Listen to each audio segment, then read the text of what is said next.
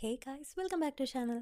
അപ്പോൾ ഇന്ന് നമ്മൾ കാണാൻ പോകുന്നത് ലോലെസ് ലോയറിൻ്റെ ഫൈനലായിട്ടുള്ള 16th എപ്പിസോഡാണ്. അപ്പോൾ കഴിഞ്ഞ എപ്പിസോഡിൽ നമ്മുടെ ബോങ്ങും ജയും വളരെ കഷ്ടപ്പെട്ട് ഓജൂനെയും മിസ് നാമിനെയൊക്കെ പറഞ്ഞ് കൺവിൻസ് ചെയ്ത് അവരോടൊപ്പം നിർത്താനായിട്ട് നോക്കിയെങ്കിലും ഏറ്റവും ലാസ്റ്റ് അവർ രണ്ടുപേരും ബോങ്ങിനെയും ജയും തേച്ചിട്ട് ജഡ്ജ് ഷായ്ക്ക് ഫേവറബിൾ ആയിട്ട് നിൽക്കുന്നത് നമ്മൾ കണ്ടതാണ്. സോ ഇനിയും അവർ അങ്ങനെ തന്നെ നിന്ന് ജഡ്ജ് ഷാനെ തകർക്കുമെന്നും അതും ജഡ്ജ് ഷാ എന്നത്തെയും പോലെ തന്നെ അവളുടെ പവറിൽ തന്നെ കണ്ടിന്യൂ ചെയ്യുമെന്നും ഇന്നത്തെ എപ്പിസോഡിൽ കൂടെ നമുക്ക് നോക്കാം. സോ ഈ ഒരു എപ്പിസോഡിന്റെ സ്റ്റാർട്ടിങ്ങിൽ തന്നെ ഓജുവിനെ അവന്റെ തന്നെ അസിസ്റ്റന്റ് ജഡ്ജ് ഷായുടെ വാക്ക് കേട്ട് ചതിച്ച് കുത്തിയിട്ട് അവൻ അറ്റാക്ക് ചെയ്യാൻ നിൽക്കുന്ന സമയത്ത് കറക്റ്റായിട്ട് തന്നെ ബൊങ് അങ്ങോട്ടേക്ക് വന്ന് അവന്റെ അസിസ്റ്റന്റിനെ അവിടുന്ന് ഓടിച്ച് ഓജുവിനെ രക്ഷപ്പെടുത്തുന്നുണ്ട്. ഇതേ സമയത്ത് ഓജുവിന്റെ മറ്റൊരു അസിസ്റ്റന്റ് ആയിട്ടുള്ള ആ ഒരു ഗുണ്ടാത്തല അവിടെ മരിച്ചതും നമ്മൾ ഇന്നലെ കണ്ടതാണ്. അങ്ങനെ പിന്നീട് നിന്റെ അസിസ്റ്റന്റിനോട് പറഞ്ഞ് ഇങ്ങനെ ഒരു കാര്യം ചെയ്യാനായിട്ട് ജഡ്ജ് ഷായ്ക്ക് മാത്രമേ പറ്റുള്ളൂ എന്ന് പറഞ്ഞ് നീ ഒരിക്കലും കോർട്ടിലേക്ക് വന്ന് ടെസ്റ്റിഫൈ ചെയ്യേണ്ടിയിരിക്കാൻ വേണ്ടിയിട്ടാണ് ജഡ്ജ് ഷാ ഇതൊക്കെ ചെയ്യുന്നതെന്ന് ബൊങ് ഇപ്പൊ പറയുന്നുണ്ട്. അങ്ങനെ ഇതെല്ലാം കേട്ടിട്ട് ഓജു ആകട്ടെ അവൾക്ക് വേണ്ടത് അതായതുകൊണ്ട് ഞാൻ എന്തായാലും ഇനി കോർട്ടിലേക്ക് വന്ന് ടെസ്റ്റിഫൈ ചെയ്യുമെന്ന് ഇപ്പൊ ബൊങ്ങിന്റെ അടുത്ത് പറയുന്നുണ്ട്.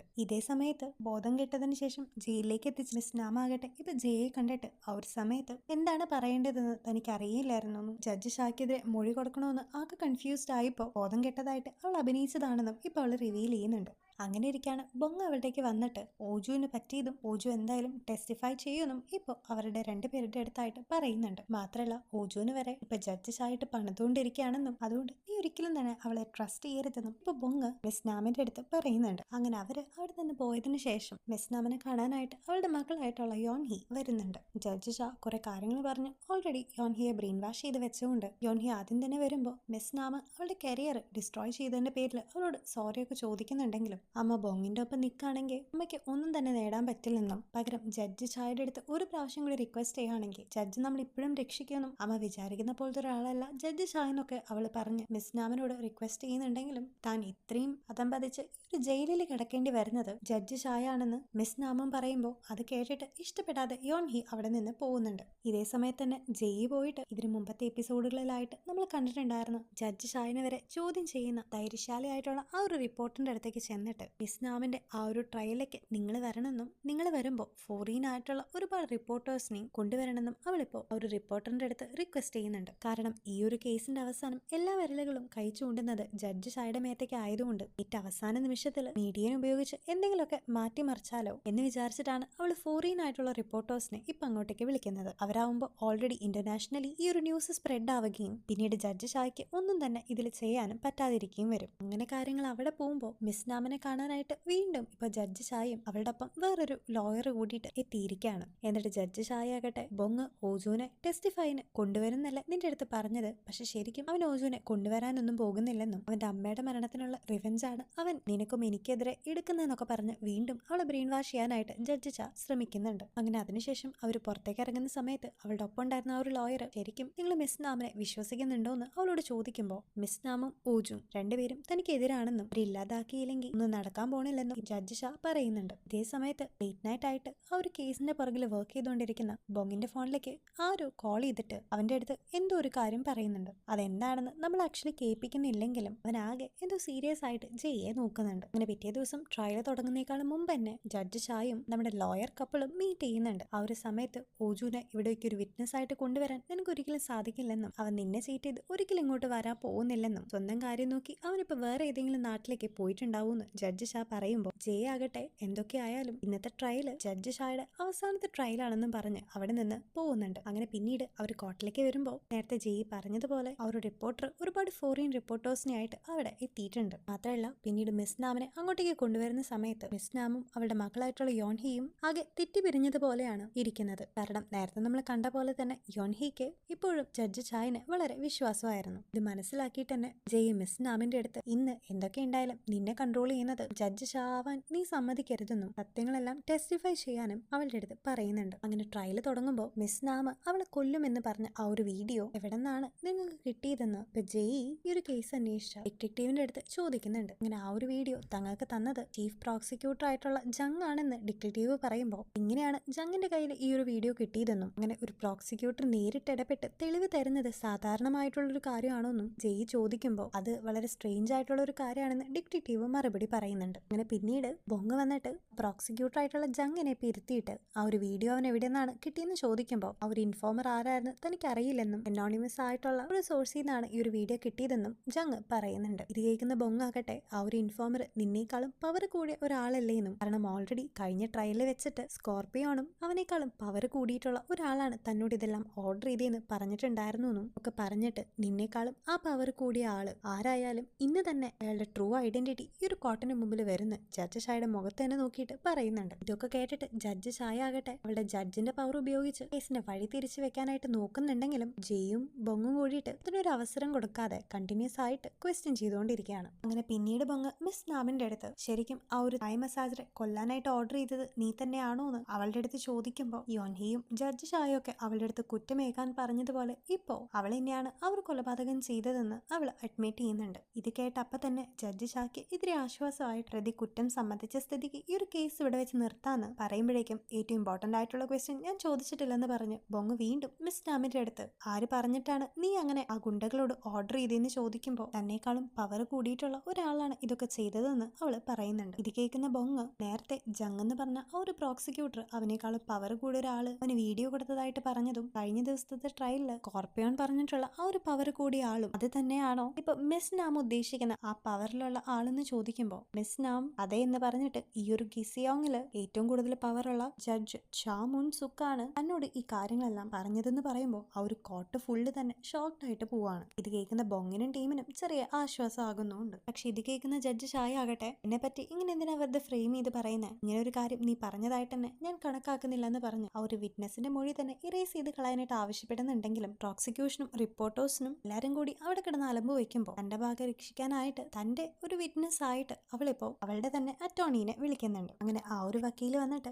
മിസ് നാമിന്റെ കുറ്റങ്ങൾ ഇപ്പൊ ഒന്നൊന്നായിട്ട് കോടതിയിൽ വെച്ച് പറഞ്ഞിട്ട് അവൾ ഓജുവിനെ വരെ ചതിച്ചു എന്നും ജഡ്ജിന്റെ ഏറ്റവും ക്ലോസ് ആയിട്ടുള്ള ഒരാളായിട്ട് പെരുമാറി എല്ലാവരുടെ കയ്യിൽ നിന്നും ഒരു അഡ്വാൻറ്റേജ് എടുത്തിട്ടുണ്ടെന്നൊക്കെ പറഞ്ഞ് അവളെ പറ്റി കുറെ കുറ്റങ്ങൾ പറഞ്ഞുകൊണ്ടിരിക്കുന്ന അതേ സമയത്തേക്കാണ് ആ ഒരു കോർട്ടിന്റെ ഡോറും തുറന്ന് ഓജു അങ്ങോട്ടേക്ക് വരുന്നത്. ഇത് കണ്ട് ജഡ്ജ് ഷാ ഒന്ന് ഞെട്ടിപ്പോയെന്ന് നമുക്ക് വേണമെങ്കിൽ പറയാം. അങ്ങനെ ഓജും കൂടി വന്ന പണി പാളെന്ന് മനസ്സിലാക്കിയിട്ട് അവള് ബൊങ്ങിനെയും പ്രോസിക്യൂട്ടർ ആയിട്ടുള്ള വക്കീലിനെയും പേഴ്സണൽ ആയിട്ട് വിളിച്ചിട്ട് ഓജുവിന്റെ മൊഴിയിൽ ക്രെഡിബിലിറ്റി ഉള്ളതായിട്ട് തങ്ങൾക്ക് സംശയമുണ്ടെന്ന് അവൾ പറയുന്നുണ്ടെങ്കിലും ഓജുവിന്റെ മൊഴി ഇതിന്റെ ആവശ്യമാണെന്ന് പ്രോസിക്യൂട്ടർ പറയുമ്പോൾ അതിനെതിർത്ത് അവൾക്ക് ഒന്നും തന്നെ ചെയ്യാനായിട്ട് സാധിക്കുന്നുണ്ടായിരുന്നില്ല. അങ്ങനെ ഓജു അവിടേക്ക് വന്നിട്ട് ഇതിനു മുമ്പത്തെ മേയറും ബൊങ്ങിന്റെ അങ്കിളും ഡിറ്റക്റ്റീവ് ആയിട്ടുള്ള യങ് മാനും ഗോൾഡൻ സിറ്റിയുടെ പ്രസിഡന്റും ഏറ്റവും അവസാനം തന്റെ അമ്മയായിട്ടുള്ള ജീനയുടെയും കൊലപാതകം നടത്തിയത് ഓജു ആണെന്നും അത് ഓൾറെഡി അവൻ അഡ്മിറ്റ് ചെയ്ത കാര്യമാണെന്നും പറഞ്ഞിട്ട് ആരാണ് ഇതൊക്കെ ചെയ്യാൻ നിന്നോട് ഓർഡർ ചെയ്യുന്നതെന്ന് ചോദിക്കുമ്പോൾ ഇവരെല്ലാരെയും തന്നെ ഞാൻ കൊന്നത് ജഡ്ജ് ഷായുടെ ഓർഡേഴ്സ് മൂലമാണെന്ന് ഇപ്പൊ അവനും സത്യം ഇപ്പൊ കോടതിയുടെ മുമ്പിൽ പറയുന്നുണ്ട്. മാത്രമല്ല ബൊങ്ങാകട്ടെ ഈ ഒരു സമയത്ത് ഇതിന് പ്രൂഫായിട്ട് ഇതിനു മുമ്പ് തന്നെ മീഡിയയുടെ മുമ്പിൽ റിലീസ്ഡ് ആയിട്ടുണ്ടായിരുന്ന അവളുടെയും ഓജുവിന്റെയും ആ ഒരു ഫോട്ടോ കാണിച്ചിട്ട് ഇതിൽ ബ്ലർഡ് ആയിട്ടുള്ള മുഖം നിന്റെ അല്ലേന്നും മറ്റു സ്ത്രീ ആരാണെന്നും ചോദിക്കുമ്പോൾ അതിനും സത്യസന്ധമായിട്ട് അത് ഞാനാണെന്നും ജഡ്ജ് ഷായ ആണെന്നും അവൻ മറുപടി പറയുന്നുണ്ട്. ഈ ഒരു ഇൻസിഡന്റിനെ പറ്റി കൂടുതൽ വിവരിക്കാനായിട്ട് ബൊങ് ആവശ്യപ്പെടുമ്പോൾ ഗോൾഡൻ സിറ്റി എന്ന് പറയുന്ന ആ ഒരു പ്രൊജക്ടിന്റെ പ്രസിഡന്റിനെ കാറ് വെച്ച് ഇടിച്ചിട്ടത്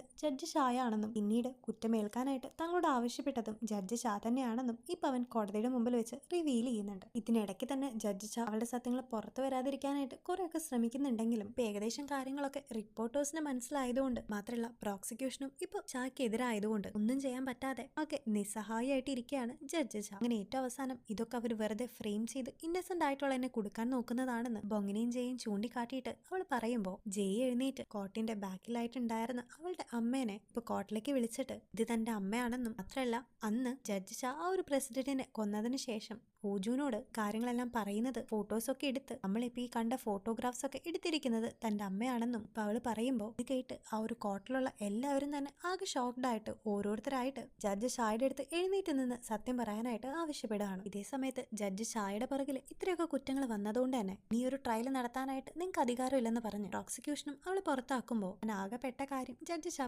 മനസ്സിലാക്കിയിട്ട് ഒങ്ങിനെയും ചെയ്ത് നോക്കി ഒരുമാതിരി ചിരിക്കുന്നുണ്ട്. അങ്ങനെ പിന്നീട് ഓജു കുറ്റെല്ലാം സമ്മതിച്ചുകൊണ്ട് പോലീസ് വന്ന് അവനെ ഹാൻഡ്കഫ് ചെയ്ത് കൊണ്ടുപോകുമ്പോൾ ഞാൻ ഈ ഒരു സിറ്റിയുടെ മേയർ ആയിരുന്നു എന്ന് പറഞ്ഞ് അവസാനമായിട്ട് എന്നെ പുകവലിക്കാനായിട്ട് അനുവദിക്കണമെന്ന് അവൻ പോലീസിന്റെ അടുത്ത് റിക്വസ്റ്റ് ചെയ്യുന്നുണ്ട്. ഇതേ സമയത്ത് തങ്ങൾ കേസൊക്കെ ജയിച്ച് ജഡ്ജ് ചായനെ കുടിക്കേണ്ട സന്തോഷത്തിലായിരുന്നു ജെയും ബൊങ്ങും. അപ്പോഴാണ് ബൊങ്ങിന്റെ അസിസ്റ്റന്റ് ഇപ്പൊ അവന്റെ അടുത്ത് വന്ന് പോലീസുകാരുടെ കയ്യിൽ നിന്ന് ഓജു ചാടിപ്പോയെന്ന് പറയുന്നത്. അങ്ങനെ ബൊങ് ഇപ്പോ ഓജുവിനെ കാണാനായിട്ട് അവനുള്ള സ്ഥലത്തേക്ക് എത്തുമ്പോൾ ഓൾറെഡി തന്നെ പോലീസുകാർ അവനെ ട്രാക്ക് ചെയ്ത് അവിടെ എത്തിയിട്ടുണ്ടായിരുന്നു എന്നും അവനാകട്ടെ ഒരു ഹാർബറിൽ കയ്യിൽ ഡ്രിങ്ക്സ് എല്ലാമായിട്ട് ഇരിക്കുന്നതും നമ്മളെ കാണിക്കുന്നത്. അങ്ങനെ ഈ ഒരു സമയത്ത് ബൊങ് നേരെ ഓജുവിന്റെ അടുത്തേക്ക് ചെന്നിട്ട് നീ എന്തിനാണ് ഇങ്ങനെ ഓടി ഒളിക്കുന്നതെന്നും നീ ഇവിടെ വെച്ചൊന്നും മരിക്കരുതെന്നും ലോ നിനക്ക് തരുന്ന ശിക്ഷ ഇഞ്ചിഞ്ചായിട്ട് നീ അനുഭവിക്കണമെന്നൊക്കെ അവന്റെ അടുത്ത് പറയുമ്പോൾ അതേ ടൈമിൽ അവന്റെ ഒരു ഹാൻഡ് കഫിന്റെ മറ്റേ അറ്റത്ത് ബൊങ് സ്വന്തം കൈയും ഇട്ടിട്ടുണ്ടായിരുന്നു. അങ്ങനെ ഇതൊക്കെ കാണുമ്പോൾ ഓജു ഇപ്പൊ ബൊങ്ങിനെ ചൊറിഞ്ഞിട്ട് ഈ ഒരു ലോല് നീ ശരിക്കും വിശ്വസിക്കുന്നുണ്ടോന്നും നിനക്കെല്ലാം നഷ്ടപ്പെടുത്തിയത് നിന്റെ അമ്മയെ തന്നെ ഇല്ലാതാക്കിയത് ഈ ഒരു ലോ ആണെന്നൊക്കെ പറഞ്ഞ് അവൻ ഇറിറ്റേറ്റ് ചെയ്ത് ആകെ ദേഷ്യപ്പെടുത്തുമ്പോൾ ആദ്യം ബൊങ്ങിനൊക്കെ ദേഷ്യം വന്ന് ബൊങ് അവനെ കുറെ അറ്റാക്ക് ചെയ്തിട്ടുണ്ടെങ്കിലും ഈ സമയത്ത് ഓജു ഈ കഴിഞ്ഞ 18 വർഷങ്ങളായിട്ട് നീ അനുഭവിക്കുന്ന വേദനയ്ക്ക് ഇവിടെ വെച്ച് നീ എന്നെ കൊന്നുകളയാനായിട്ട് അവനോട് ആവശ്യപ്പെടുമ്പോൾ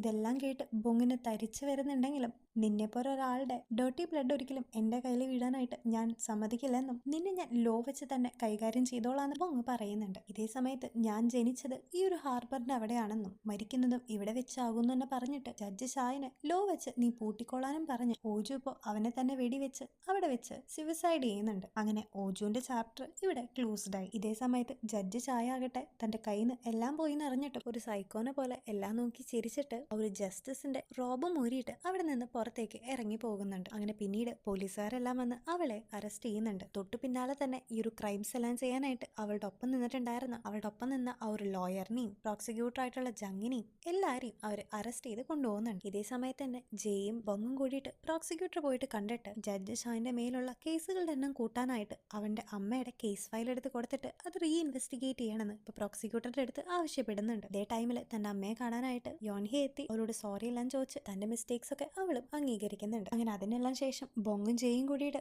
ഇപ്പൊ ജഡ്ജ് ഷായനെ അല്ല വെറും ചായനെ വിസിറ്റ് ചെയ്യാനായിട്ട് വരുന്നുണ്ട്. അങ്ങനെ അവളുടെ അടുത്ത് ഇപ്പോഴെങ്കിലും സാധാരണ ഒരു മനുഷ്യനായിട്ട് നീ ചെയ്ത കുറ്റങ്ങൾക്കെല്ലാം സഹതപിച്ച് ഞങ്ങളോട് സോറി ചോദിക്കാനായിട്ട് അവളോട് ആവശ്യപ്പെടുമ്പോൾ ഇപ്പോഴും അതേ ഒരു പവർ കയ്യിലുണ്ട് എന്ന തെറ്റിദ്ധാരണയിൽ അവൾ വീണ്ടും അഹങ്കാരത്തോടുകൂടി നിങ്ങളോട് സോറി ചോദിക്കേണ്ട ആവശ്യമൊന്നും എനിക്കില്ലെന്നും ഇതിന്റെ എല്ലാത്തിന്റെ പേരിൽ നിങ്ങൾ സഫർ ചെയ്യുമെന്നും പറഞ്ഞ് അവിടെ നിന്ന് എഴുന്നേറ്റ് പോകുന്നുണ്ട്. അങ്ങനെ പുറത്തേക്ക് ഇറങ്ങിയതിനു ശേഷം ഇപ്പോഴും അവളുടെ സ്വഭാവത്തിൽ മാറ്റമൊന്നുമില്ലല്ലോ എന്ന് ജയ് ബൊങ്ങിന്റെ അടുത്ത് ചോദിക്കുമ്പോൾ അവൾ ജനിച്ച് വീണത് മുതൽ അവൾക്ക് ഉണ്ടായിരുന്ന ഒരു സാധനമാണ് പവർ എന്നും അത് പെട്ടെന്ന് അവളുടെ കയ്യിൽ നിന്ന് ഇല്ലാണ്ടായപ്പോൾ അവൾക്കൊരിക്കലും അത് ആക്സെപ്റ്റ് ചെയ്യാൻ പറ്റാണ്ടാണ് അവൾ ഇങ്ങനെ അഭിനയിച്ചുകൊണ്ടിരിക്കുന്നതെന്നും ബൊങ് ഇപ്പോൾ ജയുടെ അടുത്ത് പറയുന്നുണ്ട്. അങ്ങനെ പിന്നീട് സക്സീഡ് ആയതിന്റെ സന്തോഷത്തിൽ ജയും ബൊങ്ങും സംസാരിക്കുന്നതിനിടയിൽ പണ്ടത്തെ അവരുടെ ഫ്ലാഷ് ബാക്കും പണ്ട് ജയുടെ അമ്മ എടുത്ത ആ ഒരു ഫോട്ടോസൊക്കെ ലോയർ ആയിട്ടുള്ള ബൊങ്ങിന്റെ അമ്മയുടെ കയ്യിൽ കൊടുത്തതും ഇപ്പൊ ജയുടെ അമ്മയാകട്ടെ തങ്ങൾക്കും അവനെ പോലെ ക്യൂട്ടായിട്ടുള്ള ഒരു മകൾ ഉണ്ടെന്ന് പറഞ്ഞ് ജയുടെ ഫോട്ടോ ഒക്കെ കാണിച്ചു കൊടുത്തതൊക്കെ അവനിങ്ങനെ ആലോചിച്ചുകൊണ്ടിരിക്കുകയാണ്. ഇങ്ങനെ അതിനുശേഷം അവൻ ജയുടെ അടുത്ത് ചെറുപ്പത്തിൽ നമ്മൾ രണ്ടുപേരുടെയും ഹോം ടൗൺ ഇതായതുകൊണ്ട് തന്നെ നമ്മൾ എപ്പോഴെങ്കിലും കണ്ടിട്ടുണ്ടാവുമെന്ന് ബൊങ് ചോദിക്കുമ്പോൾ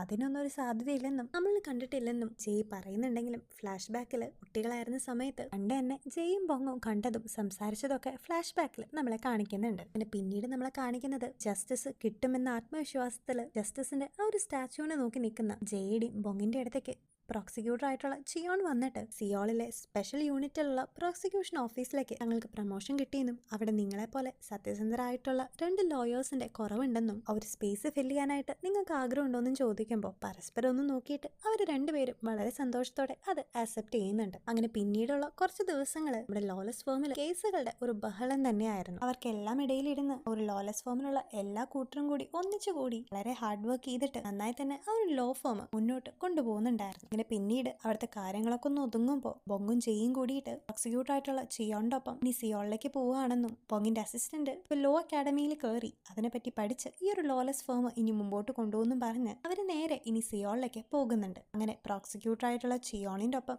ജയും ബൊങ്ങും കൂടിയിട്ട് ഒരുമിച്ച് സിയോളിൽ തന്നെ ഇതുപോലെ പവറിന്റെ അങ്ങേയറ്റത്തിലിരിക്കുന്ന ഒരുപാട് ആൾക്കാരെ നിലത്തേക്ക് അടിച്ചിടാനായിട്ട് രണ്ടും കൽപ്പിച്ച് തന്നെ മുമ്പോട്ട് പോകുന്ന ഒരു സീനോട് കൂടിയിട്ട് നമ്മുടെ ഈ ഒരു ഡ്രാമ തന്നെ ഇവിടെ എൻഡ് ചെയ്യാണ്.